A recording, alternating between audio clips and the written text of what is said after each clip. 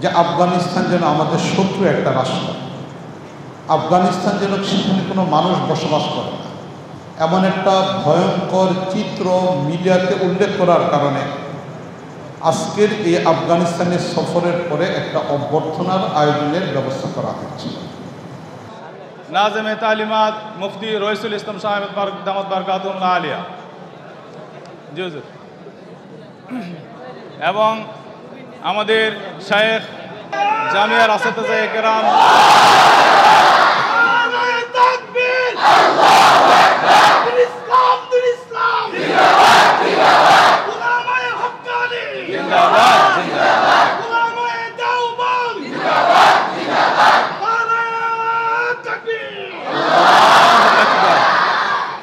আমরা অত্যন্ত সুন্দর এবং আনন্দমুখর একটি পর্যায় আলিয়া, উনিও আমাদের বড় হুজুর দামাত বারকাতুহুমকে পাগড়ি এবং আবাকাবা পরিয়ে দিচ্ছেন।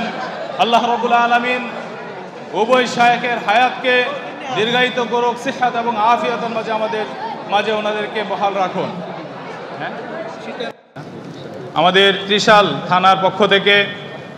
থানার পক্ষ থেকে উলামায়ে কেরাম এবং মুহিব্বিনরা উপস্থিত হয়েছেন, তারা ফুল দিয়ে শুভেচ্ছা জ্ঞাপন করছেন আমাদের উভয় শায়েখকে।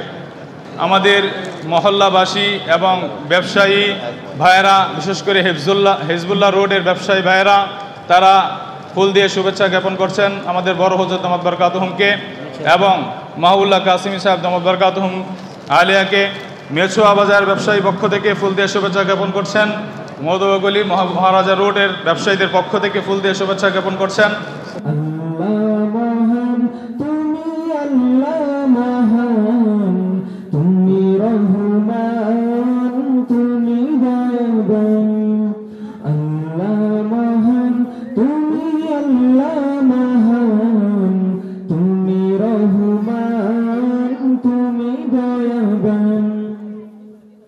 গাছে গাছে পাখির গলে শুনি যে তোমার নাম, নদী নালা ঝর্ণা ধারা এইসবই তোমার দান। গাছে গাছে পাখির গলে শুনি যে তোমার নাম, নদী নালা ঝর্ণা ধারা এসব তোমার দান। তুমি ছাড়া প্রভু চাই না কিছু প্রভু, তুমি ছাড়া প্রভু চাই না কিছু প্রভু, তুমি মহিয়ান। আল্লাহ মহান, তুমি আল্লাহ মহান, তুমি রহমান, তুমি দয়াবান। আল্লাহ মহান, তুমি আল্লাহ মহান, তুমি রহমান, তুমি দয়াবান। আল্লাহ মহান, তুমি আল্লাহ মহান, তুমি রহমান, তুমি দয়াবান। যাতে করে বাস্তবিক পক্ষে আমরা সেখানে কি দেখে আসছি এবং ইসলাম আমাদের মানুষদেরকে কি পরিমাণ সভ্যতা দিতে পারে এটাকেই তুলে ধরার জন্য আজকের এই আয়োজন। এই জন্য আমি সর্বপ্রথম মাদ্রাসার কর্তৃপক্ষ, মোহতামিম সাহেব, দিগার আসাতিজা কেরাম, প্রিয় ছাত্র, এলাকার মুরব্বিয়ান ইজামকে মুবারকবাদ জানাই যে আফগানিস্তানের বাস্তব চিত্রটা আমাদের সামনে তুলে ধরার এই আয়োজন করার কারণে আল্লাহ রাব্বুল আলামিন তাদেরকে উত্তম বদলা দেন। আমাদের বাংলাদেশের কিছু সাথী ভাই, তারা লন্ডনে বসবাস করেন, তারা দীর্ঘদিন যাবৎ আফগানিস্তানের পুনর্বাসন, আফগানিস্তানের উন্নয়নের জন্য তারা চেষ্টা করে আসছিলেন। সেই ভাইদের একটা সংগঠন আছে, প্রসপার আফগানিস্তান, এই শিরোনামে তাদের একটা সংগঠন রয়েছে। ওনারা দীর্ঘদিন আগে আমাদের সাথে বিভিন্ন বিষয়গুলোকে নিয়ে পরামর্শ করতেছিলেন, লন্ডন থেকেও আমাদের সাথে যোগাযোগ হচ্ছিল। ওনারা ইতিপূর্বে আফগানিস্তান 2021-এ যখন নতুন করে উলামায়ে কেরামের হাতে আসে, তখন থেকে নিয়ে তারা তুরস্ক, সোমালিয়া, ইউরোপের বিভিন্ন রাষ্ট্রের উলামায়ে কেরামকে সফর করেছেন। তারাও চাচ্ছিলেন যে বাংলাদেশের কিছু উলামায়ে কেরামকে নিয়ে যেন সফরের একটা আয়োজন করা হয়। এরই পরিপ্রেক্ষিতে আমাদের বাংলাদেশের কিছু উলামায়ে কেরামের নাম আমরা তালিকা তৈরি করি, যার মাঝে আমাদের বড় মসজিদ ইমাম শহীদুল দামাত বরকাতুহুমের নামটা আমরা সর্বপ্রথম উল্লেখ করি। এই হিসাবে 8 জনের একটা তালিকা তৈরি করে ওনাদের কাছে দেওয়া হয়। এরই পরিপ্রেক্ষিতে আমাদের এই সফরটা ছিল। বাস্তবিক পক্ষে আমাদের বাংলাদেশের মিডিয়াগুলো ইসলামপন্থী না হওয়ার কারণে এবং আমরা যারা আছি ইসলামের পক্ষের সত্যিকার রূপরেখাটা পরিষ্কার না থাকার কারণে আমাদের এই সফরটা প্রাথমিক পর্যায়ে গোপনীয়তার মাধ্যমে করা হয়, যাতে করে এই বিষয়টা বেশি পরিমাণ প্রকাশিত না হয়। তাই আমরা সর্বপ্রথম সরাসরি মক্কায় চলে যাই, সেখানে উমরা করি। উমরার পরে সেখান থেকে আমরা দ্বিতীয় পর্যায়ে কাতার হয়ে দুবাই হয়ে আমরা আফগানিস্তানে চলে যাই। চলতি মাসের 17 তারিখ আমাদের আফগানিস্তানে যাওয়া হয়। আফগানিস্তানে যাওয়ার পরে সেখানে আমাদের পরামর্শ হয়। পরামর্শের পরে তখন আমাদের সিদ্ধান্ত হয় যে এই বিষয়টা আমরা মিডিয়াতে প্রকাশ করব। এরই পরিপ্রেক্ষিতে সর্বপ্রথম আমাদের সেই সফর সঙ্গী হিসেবে মৌলানা মামুনুল হক সাহেব দামাত বরকাতুহুম ছিলেন। ওনার উপস্থিতিতেই সর্বপ্রথম লাইভ অনুষ্ঠান করা হয় এবং এটাকে প্রকাশ করা হয়। মূলত আফগানিস্তানের এই সফরটা আমাদের একটা রাষ্ট্রীয় সফর ছিল। আমাদের সম্পূর্ণ খরচ, সম্পূর্ণ আয়োজন এটা রাষ্ট্রের পক্ষ থেকে বহন করা হয়েছে। আয়োজন করছে পাসপোর্ট আফগানিস্তান, এই সংস্থা আয়োজন করছে। এই জন্য রাষ্ট্রীয় প্রোটোকল হিসেবে আমাদেরকে সর্বোচ্চ পরিমাণ সম্মান দেওয়া হয়েছে এবং সেখানে আমাদের থাকার, বিভিন্ন জায়গায় যাতায়াত, সম্পূর্ণ নিরাপত্তার সাথেই আমাদের সব কিছুর আয়োজন করা হয়েছে। সম্মানিত উপস্থিতি, আফগানিস্তানে আমরা যাওয়ার পরে যে বিষয়টা দেখেছি যে সত্যিকার অর্থে ইসলামের দ্বারা আল্লাহ রাব্বুল আলামিন কতটুকু সফলতা দান করে। সেখানে আমরা যাওয়ার পরে সর্বপ্রথম যে বিষয়টা দেখলাম নিরাপত্তা। আফগানিস্তানের নিরাপত্তা এত ব্যাপক, এত সুন্দর, যেটা পৃথিবীর অন্য কোথাও খুঁজে পাওয়া খুব কঠিন একটা ব্যাপার। আফগানিস্তানে জেহাদের পরে যারা জেহাদের মধ্যে অংশগ্রহণ করেছিল, দেশ স্বাধীনতার জন্য আন্দোলনে লিপ্ত হয়েছিল, এমন মুজাহিদদের সংখ্যা হল 60 লক্ষ, যাদের কাছে এখনো পর্যন্ত অস্ত্র রয়ে গেছে। এত পরিমাণ ব্যক্তি, সাধারণ মানুষ যারা জেহাদের সাথে সম্পর্ক হয়েছে, তাদের সংখ্যা ছিল 60 লক্ষ মানুষ এই জেহাদের শরীক হয়েছে। প্রতিটা মানুষের হাতে এখনো পর্যন্ত অস্ত্র রয়ে গেছে। প্রত্যেকটা নাগরিকের কাছে অস্ত্র থাকার পরও এখনো পর্যন্ত দীর্ঘ 4 বছরের পরে কোথাও কোনো ধরনের মারামারি হয়নি। অস্ত্র প্রত্যেকের কাছে, কিন্তু কোথাও মারামারি হয়নি। চিন্তা করে দেখি যে কী পরিমাণ নিরাপত্তা তাদের মাঝে চলে আসছে। এই জন্য সবচেয়ে বেশি আমাদের কাছে যে বিষয়টা আশ্চর্য হয়েছে যে নিরাপত্তা চলে আসছে। রাতের বেলা এক সময় যখন পশ্চিমারা ছিল, নাটো বাহিনীর প্রায় 40টার উপরে সদস্যের নাগরিকগুলো যখন এই দেশে বসবাস করতেছিল, তখনও মাগরিবের পরে কোনো ব্যক্তি বাড়ি থেকে বের হতে পারত না, রাস্তায় যাতায়াত করতে পারত না। কিন্তু এখন রাতের বেলা যখন যে কোনো ব্যক্তি নিরাপত্তার সাথে যাতায়াত করতে পারতেছে, এটা হলো আফগানিস্তানের সবচেয়ে বড় একটা বস্তু তাদের অর্জন হয়েছে।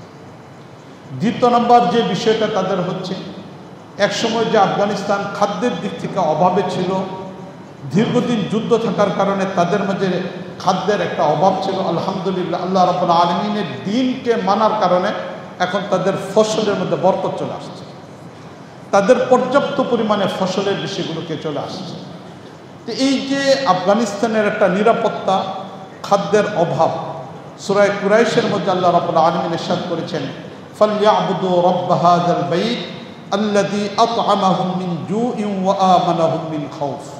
মালিকের ইবাদতের সাথে যদি কোনো ব্যক্তি তাদের জীবনকে কাটাই দিতে পারে, তাহলে মালিক আল্লাহ রাব্বুল আলামিন নিরাপত্তার জীবন দান করেন। মালিক আল্লাহ রাব্বুল আলামিন খাদ্যের অভাবকে দূর করে দেন। এটা আল্লাহ রাব্বুল আলামিন আফগানিস্তানে দিয়েছেন। আফগানিস্তানের এই সফরের দ্বারা আমাদের কাছে যে বিষয়টা পরিষ্কার হয়েছে, যেহেতু একটা রাষ্ট্রীয় সফর ছিল, এই জন্য রাষ্ট্রীয় সফর থাকার কারণে তারা আমাদেরকে সর্বোচ্চ পর্যায়ের সেই মন্ত্রণালয় পরিষদগুলোর সাথেও যোগাযোগ করার ব্যবস্থা করেছে। আমাদের সফর ছিল প্রতিদিনই কোনো না কোনো মন্ত্রীর সাথে আমাদের দেখার বিষয়টা ছিল। পররাষ্ট্রমন্ত্রীর সাথে আমাদের আলাদাভাবে সফর হয়েছে এবং দীর্ঘ সময় পর্যন্ত তিনি আমাদের সাথে কথা বলেছেন। যেখানে অন্যান্য রাষ্ট্রের মেহমানগুলো যাওয়ার পরে ওনারা আধা ঘন্টা 15 মিনিট অথবা 25 মিনিট সময় দেন, সেখানে আমাদেরকে সময় দিয়েছেন প্রায় 1.5 ঘন্টা 2 ঘন্টার উপরে সময় দিয়েছেন। এবং পররাষ্ট্র মন্ত্রণালয়ের পক্ষ থেকে আমাদেরকে সার্বিকভাবে বাংলাদেশের উলামায়ে কেরামের এই প্রতিনিধি দলকে সার্বিকভাবে সেখানে কাজ করার জন্য এবং আমাদের বাংলাদেশের মানুষগুলো যেন সেখানে কাজ করতে পারেন এরও জন্য ওনারা আমাদেরকে ওয়াদা করেছেন যে যে কোনো ধরনের কাজ তারা সেখানে নেবেন। আমরা যদি সেখানে কাজ করতে চাই দেশের উন্নয়নের জন্য, আমাদের দেশের অর্থনীতিকে সুন্দর করার জন্য, সেখানে বিভিন্ন ধরনের ব্যবস্থাগুলোর জন্য ওনারা আমাদের সাথে আলোচনা করেছেন। পানি মন্ত্রণালয়ের যিনি দায়িত্ব আছেন, বিদ্যুৎ মন্ত্রণালয়ের দায়িত্ব যিনি ছিলেন, তিনিও আমাদের সাথে দেখা করেছেন, মন্ত্রী যিনি দেখা করেছেন। এবং বিশ্বের ইতিহাসে পৃথিবীর অন্য কোনো রাষ্ট্রে এই ধরনের কোনো মন্ত্রণালয় নেই, একটা মাত্র আছে, সেটা হলো আফগানিস্তানে আল আমরু বিল মারুফ নেহি আনিল মুনকার। এই একটা মন্ত্রণালয় আফগানিস্তানে আছেন, সেটার সাথে আমাদের যোগাযোগ হয়েছে, সেখানে আমাদের কথা হয়েছে, মন্ত্রীর সাথে আমাদের দেখা সাক্ষাৎ হয়েছে। এর পাশাপাশি আমাদের সাথে দেখা হয়েছে কাজুল কুজাত যিনি প্রধান বিচারপতি, তিনি আমাদের সাথে বৈঠক করেছেন, সেখানে আমাদের আলোচনা হয়েছে। এবং সেই জায়গাতে আমাদের আলোচনার ভিতরে একটা কথাকে উল্লেখ করেছিলাম, মূলত 2টা পয়েন্টকে সামনে রেখে আমাদের আলোচনা হয়। আমাদের একটা আলোচনা হলো যে বিশ্বের বিভিন্ন দেশে আমরা দেখতে পাই যে অপরাধ প্রমাণিত হওয়ার আগে থেকে জেলখানায় বন্দি করা হয়, তাকে নির্যাতন করা হয়। এটা বিশ্বের বিভিন্ন জায়গায় রয়েছে। গতকালকেও সম্ভবত ফেসবুকে একটা সংবাদ আসছে যে মাত্র 100 টাকা চুরি হয়েছে কি হয় নাই এই বিষয়টাকে প্রমাণ করার জন্য এক ব্যক্তির নামে অপবাদ দেওয়া হয়েছিল। এই অপবাদের কারণে তাকে জেলখানায় নেওয়া হয়েছে এবং দীর্ঘ প্রায় 34 বছর পর্যন্ত তাকে জেলখানায় বন্দি রাখা হয়েছে। 34 বছর পরে প্রমাণিত হয়েছে যে 100 টাকা সে চুরি করে নেই। তাহলে বিশ্বের বিভিন্ন জায়গায় যেখানে অপরাধীদেরকে অপরাধ প্রমাণিত হওয়ার পূর্বে শাস্তি দেওয়া হয়, আফগানিস্তানে যখন আমরা এই বিষয়টাকে জিজ্ঞেস করছি, তাদের মূল বস্তু হলো অপরাধ প্রমাণিত হওয়ার আগ পর্যন্ত অপরাধীকে শাস্তি দেওয়া যাবে না। এটা হলো ইসলামের কত সৌন্দর্যময় একটা বস্তু। চিন্তা করে দেখি যে অপরাধ প্রমাণিত হওয়ার আগ পর্যন্ত অপরাধীকে কোনো ধরনের শাস্তির ব্যবস্থা করা হবে না, কোনো ধরনের শাস্তি নেই। আমরা জিজ্ঞেস করলাম যদি অপরাধীকে বন্দি করতে হয় তাহলে কোন কারণে বন্দি করা যাবে? 3টা কারণ তিনি উল্লেখ করলেন। যিনি প্রধান বিচারপতি ছিলেন, কাজুল কুজাত প্রধান বিচারপতি আব্দুল হালিম হাক্কানি রাহিমাহুল্লাহ দামাত বরকাতুম, তিনি তখন বললেন যে অপরাধীকে বন্দি করার 3টা কারণ হতে পারে। সে যেন পলায়ন করে যেতে না পারে, 2 নম্বর কোনো ফিতনা যেন নতুন করে তৈরি না হয়, 3 নম্বর হলো সে যেন তার কাছ থেকে যেন বিষয়টা যথাযথভাবে যাচাই করা যায়, এই কারণে বন্দি করা যায়। তাহলে এই যে ইসলামী রাষ্ট্রের বড় একটা বৈশিষ্ট্য যে অপরাধ প্রমাণিত না হলে অপরাধী ব্যক্তিকে যাকে সাব্যস্ত করা হচ্ছে শাস্তি দেওয়া যাবে না, এই বিষয়টা আমরা সেখানে দেখে আসছি। একটু চিন্তা করে দেখি যে আমাদের দেশের অবস্থাগুলো, যে অপরাধ প্রমাণিত হওয়ার আগে কি পরিমাণ নির্যাতন করা হয়, তার মুখ থেকে কি পরিমাণ বিষয়গুলোকে মিথ্যা সাক্ষী বিষয়গুলিকে না হয়, সেখানে এই ধরনের কোনো বস্তু নেই। 2 নম্বর তাদেরকে জিজ্ঞেস করেছিলাম যে সেই জায়গাতে অপরাধী ব্যক্তিকে অপরাধ প্রমাণিত হওয়ার পরে অথবা কোনো মামলা যদি আদালতে চলে আসে, তাহলে আদালতে আসার পরে বিচার কার্যক্রম কতদিনে সমাপ্ত হয়? তারা বলেন সর্বোচ্চ পর্যায়ে 15 দিনের মাঝে বিচার কার্য সমাপ্ত করতে হয়। 15 দিনের ভিতরেই বিচার কার্যকে সম্পন্ন করতে হয়। অপরাধী দীর্ঘদিন পর্যন্ত অপরাধের বোঝা নিয়ে থাকবে, এটার কোনো ব্যবস্থা নেই। 15 দিনের ভিতরে ব্যবস্থা করতে হয়। যদি কোনো কারণবশত 15 দিনের ভিতরে সমস্যার সমাধান করা না যায়, তাহলে আমিরুল মুমিনিন যিনি আছেন তার কাছ থেকে অনুমতি নিয়ে এরপর আবার সেটাকে দীর্ঘায়িত করা যাবে। এই যে ইসলামী ইমারত আফগানিস্তানে তৈরি হওয়ার কারণে আল্লাহ রাব্বুল আলামিন তাদেরকে নিরাপত্তা দিয়ে দিয়েছেন, তাদেরকে শান্তি দিয়েছেন, তাদের ভিতরে দুর্নীতিমুক্ত অবস্থা আল্লাহ রাব্বুল আলামিন তৈরি করেছেন। আজকে একটা পৃথিবীতে দীর্ঘ 40 বছরের যুদ্ধের পরে একটা রাষ্ট্র অল্প সময়ের মধ্যে আজকে এত বেশি পরিমাণ আগে বাড়তেছে, যেখানে আমাদের দেশ স্বাধীনতার 53 বছর অতিবাহিত হলো, সেখানে আমেরিকার ডলারের বিপরীত আমাদের বাংলাদেশের টাকা গুনতে হয়। $1 বিপরীত আমেরিকার $1 বিপরীত বাংলাদেশের টাকা গুনতে হয় 125 টাকা।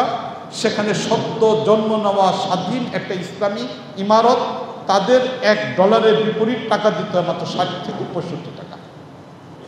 অর্থনৈতিকভাবে তারা কতটুকু আগে বেড়ে গেছে চিন্তা করে দেখি।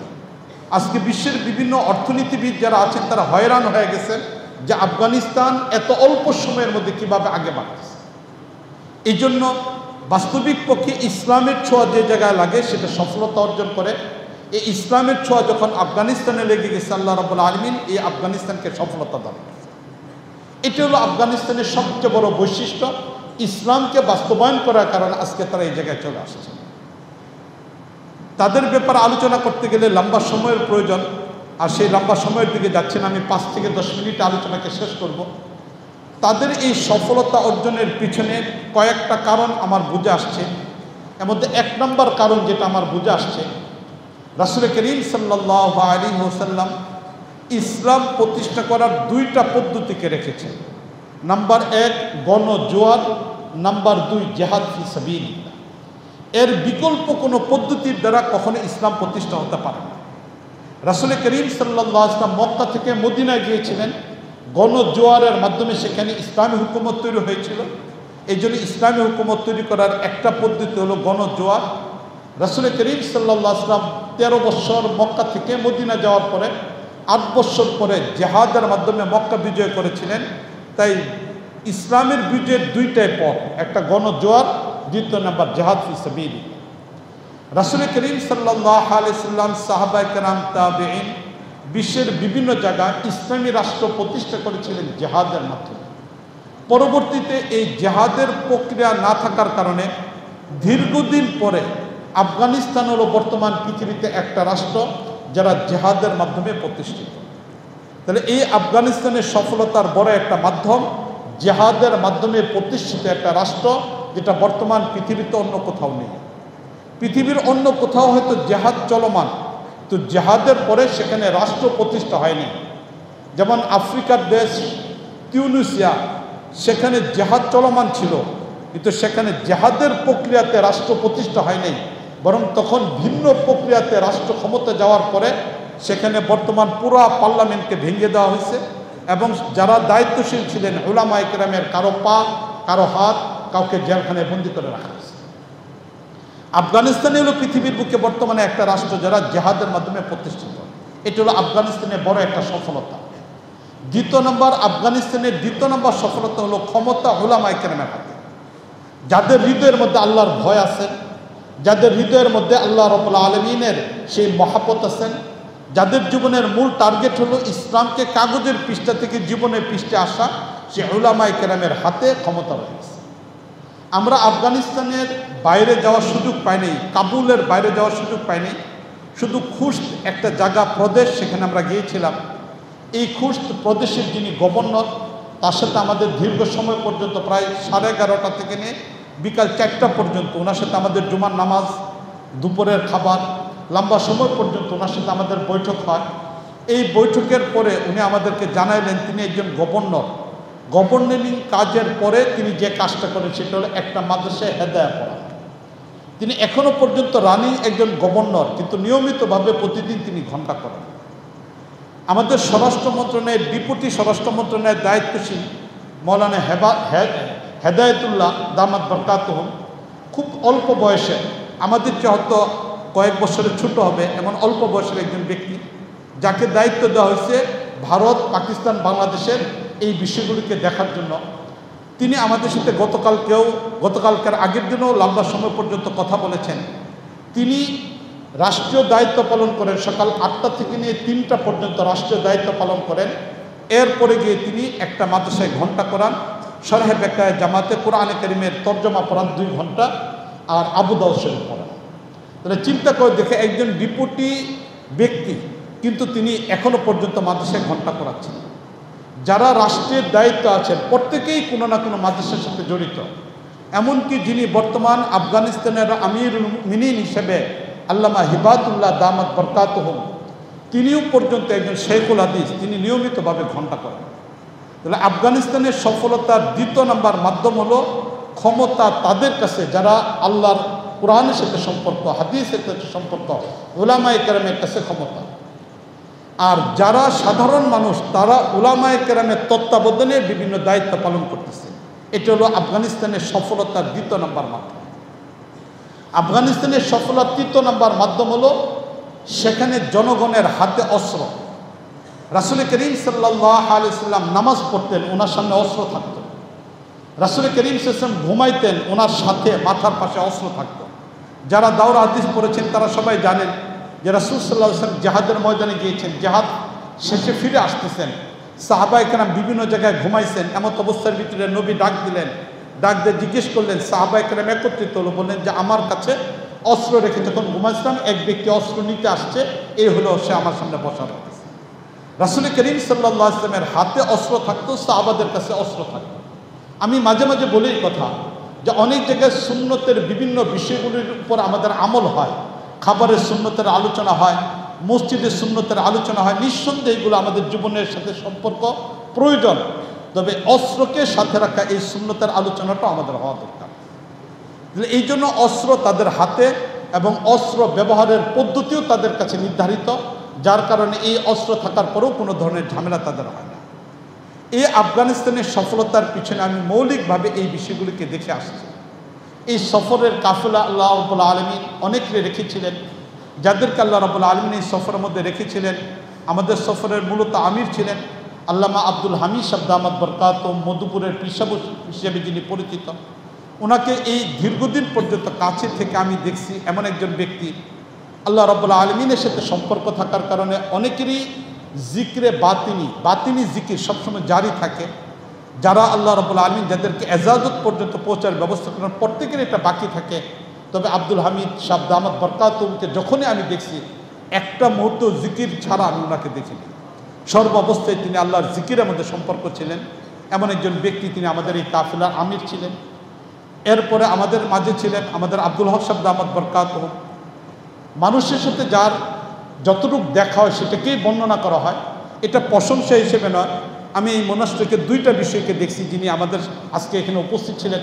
আজকে হুজুরের সামনে আমি বলতেছি, আমি হুজুরের ছাত্র না, হুজুর বিভিন্ন জায়গায় বিষয়টা বলছেন। আমিও এটা বলি যে আমার বয়স 49 হয়ে 50-এ পড়ছে, হুজুর বুখারি পড়াইতেছেন 50 বছর। তাহলে আমি হুজুর এটা এক মন্ত্রণালয়ে আলোচনার মধ্যেও বলছেন এই কথা যে আমি 50 বছর যাবৎ বুখারি পড়াই, যখন মাহবুব তার মার গর্বে হয়ে গেছে। এটাও কোনো এক মন্ত্রণালয়ে হুজুর এটা বলছেন। তা আমি হুজুরের ছাত্র হই নাই, হুজুরের কাছে আমি পড়ি নেই, কিন্তু আমি হুজুরকে যেটা দেখছি, দুইটা বিষয় আমি দেখছি যে আমাদের এই কাফেলার মধ্যে তিনি একমাত্র ব্যক্তি যিনি 50 বছরের উপরে বুখারী শরীফ পড়াইছেন। এটা আফগানিস্তানের উলামায়ে কেরামের মধ্যে বিশাল বড় একটা প্রভাব তৈরি করছেন এই বিষয়টার কারণে, যে হুজুরে 50 বছর যাবৎ বুখারী পড়াইছে। এবং এটার কারণে আফগানিস্তানের বিভিন্ন মাদ্রাসার ছাত্ররা হুজুরের কাছ থেকে এজাজত নেওয়ার, হাদিসের এজাজত নেওয়ার জন্য আসছিল। বিশেষ করে আমরা আফগানিস্তানে আব্দুল্লাহ ইবনে মাসউদ রাদিয়াল্লাহু তাআলা আনহুর নামে একটা মাদ্রাসায় গিয়েছিলাম। সেই মাদ্রাসাটা হলো আফগানিস্তানের দাওরা পর্যন্ত বিভিন্ন জায়গায় মাদ্রাসা আছে, কিন্তু এফতা এটা শুধু সরকারের অধীনে পরিচালিত। পুরো আফগানিস্তানের যত মাদ্রাসা আছে সব মাদ্রাসার দাওরা হাদিস ছাত্ররা দাওরা শেষ করার পরে তাদের মধ্যে পরীক্ষা হয়, পরীক্ষায় উত্তীর্ণ 200 ছাত্রকে শুধু এফতাতে নেওয়া হয়। এর বাইরে কোনো মাদ্রাসার এফতা খোলার কোনো সুযোগ নেই। মাদ্রাসার পক্ষ থেকে, রাষ্ট্রের পক্ষ থেকে এফতা আয়োজন করা হয়। তো এই একটা প্রতিষ্ঠান আব্দুল্লাহ ইবনে মাসউদ, এটা কাবুলে রয়েছে, সেখানে আমাদেরকে দাওয়াত দেওয়া হয়, সেখানে আমরা গিয়েছিলাম। হুজুরের এই দীর্ঘ 50 বছরের এই বিষয়টার কারণে অনেক ছাত্ররা হুজুরের কাছ থেকে হাদিসের এজাজত নিয়েছেন। এমনকি প্রধান বিচারপতি যিনি আছেন, কাজুল কুজাত যিনি আছেন, তার ছেলে, তিনি আমাদের কাছে এসে দেখা করতে পারেন না, কাগজ পাঠিয়ে দিয়েছেন, হুজুরে নিজে সেখানে সনদ দিয়ে দিয়েছেন। আমারও হাদিসের সনদ যেটা, এটা ওনারা নিয়ে নিয়েছেন। তো এইরকমভাবে হুজুরের কাছ থেকে আমরা এই একটা বিষয় দেখছি যে আফগানিস্তানের এই সফরে আমাদের কাফেলা এমন এক ব্যক্তি যিনি 50 বছর বুখারী পড়েছেন। আর যেহেতু সেই জায়গায় আমাদের মুরব্বীরা ছিলেন 3 জন, এমন যে মধুপুরের পীর সাহেব হুজুর দামাত বরকাতুহু ছিলেন, নারায়ণগঞ্জের মৌলানা আব্দুল আউয়াল সাহেব দামাত বরকাতুহু ছিলেন, আর হুজুর ছিলেন আমাদের আব্দুল হক সাহেব দামাত বরকাতুহু ছিলেন। তা আমরা সাথীরা ভাগ করে নিয়েছিলাম যেন মুরব্বীদের খেদমতের সুযোগ হয়। তা আমি তো হুজুরের কাছে পড়িও নাই, পড়ারও সুযোগ পাইনি, এই কারণে কখনো হুজুরের কাছে আসারও সুযোগ হয় না, খেদমতেরও সুযোগ হয় নাই। তা আমি প্রথম দিন থেকে সাথীদেরকে বলে দিছিলাম যে এই সুযোগটা যেন আমাকে দেওয়া হয়। আলহামদুলিল্লাহ আমি আর হুজুর এক রুমের মধ্যে ছিলাম। দ্বিতীয় যে বিষয়টা আমি দেখছি যে আমি অনেক সময় ক্লান্ত হয়ে গেতাম, অসুস্থ নিজেও, যার কারণে অনেক সময় দেখা যায় শেষ রাত্রে ওঠাটা কষ্ট হতো। কিন্তু আমি হুজুরকে দেখতাম শেষ রাত্রে উঠে একটা শিশু বাচ্চা যেভাবে কান্নাকাটি করেন, হুজুর কীভাবে কান্নাকাটি করেন। আমি হুজুরের সামনে শুধু এতটুক না, এই দুইটা জিনিস আমি হুজুরের কাছে পাইছি এই দীর্ঘদিন একটা সফরের ভিতরে। কখনো ফজরের পরে উনি যখন দোয়া করতেন, ফজরের নামাজ পড়ে জিকির করে যখন দোয়া করতেন, একটা শিশু বাচ্চা যেমন হাওমাও করে কান্না করেন, ঠিক এরকমভাবে হুজুরকে আমি রাতে কান্না করতে দিচ্ছি, সকালেও কান্না করতে দিচ্ছি। দ্বিতীয় নম্বর দীর্ঘ 50 বছরের একটা বুখারীর দর্শ, এটা হুজুরের বড় একটা বৈশিষ্ট্য আমি এখানে পাইছি। এছাড়া আব্দুল আউয়াল সাহেব দামাত বরকাতুম ছিলেন, সে আব্দুল আউয়াল সাহেব দামাত বরকাতুমের ভিতরে একটা গাম্ভীর্যতা দেখছি। আল্লাহ রাব্বুল আলামিন ওনাকে বিশাল বড় একটা গাম্ভীর্যতা দিচ্ছেন, এটার দ্বারা উম্মত ফায়দা নিচ্ছেন। আমাদের কাফিলার মধ্যে ছিলেন শেখুল হাদিস ইবনে শেখুল হাদিস আল্লামা মামিনুল হক সাহেব দামাত বরকাতুমকে দেখেছি, যিনি অল্প সময়ের ভিতরে কথাকে সুন্দর করে গুছায় বলতে পারেন, চমৎকার উপস্থাপন করতে পারেন। এই জন্য অনেক সময় আমাদের এই কাফেলার মুখপাত্র ছিলেন তিনি, যিনি বিভিন্ন জায়গায় বিষয়গুলিকে প্রশ্ন করতেন। আমাদের এই কাফেলাতে ছিলেন মৌলানা মনির কাসমি দামাত বরকাতুম, বর্তমান বারিদারা মাদ্রাসার মোহতামির সাহেব। ওনাকে দেখেছি উপস্থিত বুদ্ধি, হঠাৎ করে একটা কথা অনেক জটিল, কিন্তু হঠাৎ করে একটা কথা তিনি সুন্দরভাবে মুহূর্তের মধ্যে বলে ফেলতে পারেন। তা আল্লাহ রাব্বুল আলামিন এই কাফেলাকে আফগানিস্তানে নিয়ে গেছিলেন। ইমারতে ইসলামী বর্তমান পৃথিবীতে আমরা দেখে আসলাম, এটা আমাদের জন্য অত্যন্ত সৌভাগ্যের একটা ব্যাপার। আমরা আজকে দোয়া করব যেন আল্লাহ রাব্বুল আলামিন আমাদের সকলকে ইমারতে ইসলামকে দেখার তৌফিক দান করেন, এবং যে ইসলাম আমরা শুধু কাগজের পৃষ্ঠায় পড়তেছি, এটার জন্য আল্লাহ রাব্বুল আলামিন আমাদের এই ছোট্ট বাংলাদেশে আল্লাহ রাব্বুল আলামিন সেটাকে বাস্তবায়ন করার তৌফিক দান করেন। এর পাশাপাশি আফগানিস্তানের উন্নয়নের ক্ষেত্রে তারা যে বিষয়গুলিকে হাতে নিয়েছে, এর মাঝে সবচেয়ে বড় আরেকটা বিষয় যে আফগানিস্তানের দীর্ঘ প্রায় বলতে গেলে 40 বছরের উপরে একটা জেহাদ, রাশিয়ার বিপক্ষে জেহাদ শুরু হয় 1979 থেকে নিয়ে 1991 পর্যন্ত। এই 81 পর্যন্ত দীর্ঘ পর্যন্ত 1979 থেকে 1991 পর্যন্ত এই দীর্ঘ 11 বছর আফগানিস্তানে রাশিয়ার বিপক্ষে যুদ্ধ করছে। সেখানে অনেক মানুষ মারা গিয়েছে, শাহাদত বরণ করেছে। এরপরে 2001 থেকে নিয়ে শুরু করে আবার 20 পর্যন্ত, প্রায় বলতে গেলে 20 বছর পর্যন্ত যুদ্ধ করেছে। এই যে 40 বছরের একটা যুদ্ধ, তাদের কথায় প্রায় সব মিলিয়ে 50 বছরের একটা যুদ্ধ। আমাদের দুর্ভাগ্য এটা যে আমাদের দেশ 53 বছর পরও স্বাধীনতার যুদ্ধে কতজন সংখ্যা মারা গেছে, শহীদ হয়েছে, এটা তালিকা আমরা বের করতে পারিনি। এই জন্য এক একজন এক একটা সংখ্যাকে উল্লেখ করে 9 মাসে 30 লক্ষ শহীদ মারা গেছে, এই শব্দটা অত্যন্ত কঠিন একটা ব্যাপার। অথচ আফগানিস্তানে সেই 40 বছর 50 বছর শহীদে মারা গেছেন মাত্র 8.5 লক্ষ মানুষ। তাহলে 40 বছরে শাহাদত বরণ করছে 8.5 লক্ষ মানুষ। তাহলে কী পরিমাণ যুদ্ধ হয়েছে, আর আমরা মাত্র 9 মাসে 30 লক্ষ মানুষ মারা যায়, সংখ্যাটা অত্যন্ত হাস্যস্কর একটা ব্যাপার। আল্লাহ আমাদের সঠিক সংখ্যাকে বোঝার তৌফিক দান। আফগানিস্তান এই দীর্ঘ যুদ্ধের ভিতরে যারা শাহাদত বরণ করছে তাদের তালিকা তৈরি করছে, এবং সরকারের পক্ষ থেকে তাদের প্রত্যেক শহীদ পরিবারকে সংখ্যা হিসেবে প্রতিটা পরিবারে কতজন সংখ্যা আছে এরই অনুপাতে কমপক্ষে 5,000 টাকা তারা অনুদান দিয়ে থাকে। আজকে আমরা আমাদের দেশে এটাকে করতে পারি নাই। যারা মুক্তিযোদ্ধা তাদের জন্য আমরা ভাতা ব্যবস্থা করছি, তাদের জন্য বিভিন্ন সুযোগ সুবিধা দেওয়া হয়েছে, কিন্তু কোনো অবস্থার ভিতরে যারা শাহাদত বরণ করছেন তাদের জন্য এই আয়োজনটা করা হয়নি। আমি বলবো এই কথা যেন আমাদের দেশেও শাহাদতের সেই মুক্তিযোদ্ধায় যারা অংশগ্রহণ করেছেন তাদের যথাযথ তালিকা তৈরি হোক, এবং এই পরিবারগুলিকেও যেন যথাযথ মূল্যায়ন করা হয়, যেটা আফগানিস্তান তাদের ব্যাপারে করেছে। এমন একটা পরিস্থিতি আল্লাহ রাব্বুল আলামিন আমাদেরকে দেখার সুযোগ দিয়েছেন। এই জন্য আমি সবার কাছে দোয়া চাই, আল্লাহ রাব্বুল আলামিন আমাদের সবাইকে তৌফিক দান করুন, এবং আমরাও যেন আমাদের এই দেশকে, অনেকে হয়তো ভুল জানতে পারি, অনেকে হয়তো বলতে পারি যে হুজুরা মনে হয় আফগানিস্তান বানায় ফেলতে চায় আমাদের বাংলাদেশকে। না, আফগানিস্তান আমাদের মডেল না, আমাদের মডেল হলো ইসলাম। আমাদের মডেল, আমরা এই কথা বলবো না যে আমরা হব তালেবান, বাংলা হবে আফগান, আমরা এটা বলবো না।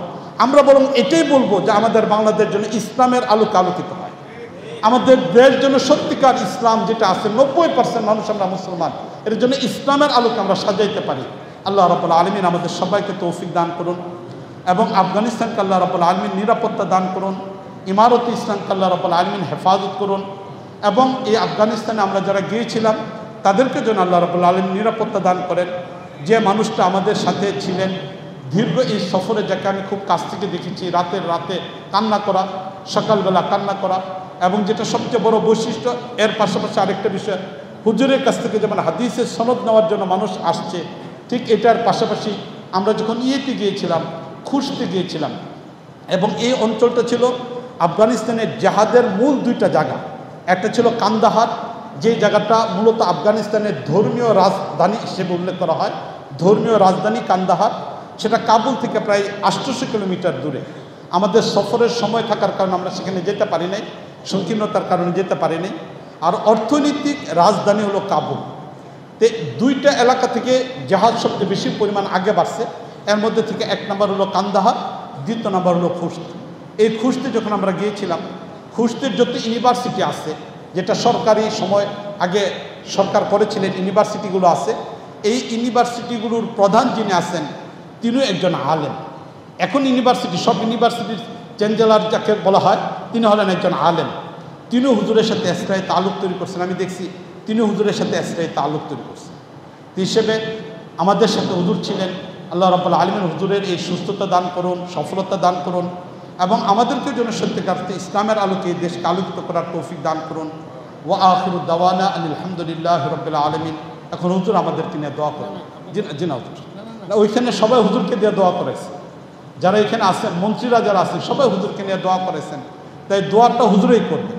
ওইখানে ওনারা হুজুরকে চিনছেন, আমরা আমাদের দেশের মানুষকে চিনি না। এটা আমাদের সবচেয়ে ব্যর্থতা, যে আমাদের মানুষ আমরা মূল্যায়ন করি মারা যাওয়ার পরে, জীবিত থাকা অবস্থা আমরা কাউকে মূল্যায়ন করি না। এই জন্য ওই জায়গাতে যেখানেই দোয়া হয়েছে, এমনকি আমাদের কাফেলা লাস্টে আব্দুল হামিদ সাহেব দামাত বরকাতুম চলে গেছিলেন, উনি পাকিস্তানের সফরে চলে গেছিলেন। তো লাস্টের 2 দিনের আমাদের আমিরও ছিলেন আমাদের আব্দুল হক সাহেব হুজুর দামাত বরকাতুম। এই জন্য হুজুরই দোয়া করবেন, আল্লাহ রাব্বুল আলামিন আমাদের সবাইকে তৌফিক। আমি আফগানিস্তানে একটা জিনিস দেখছি,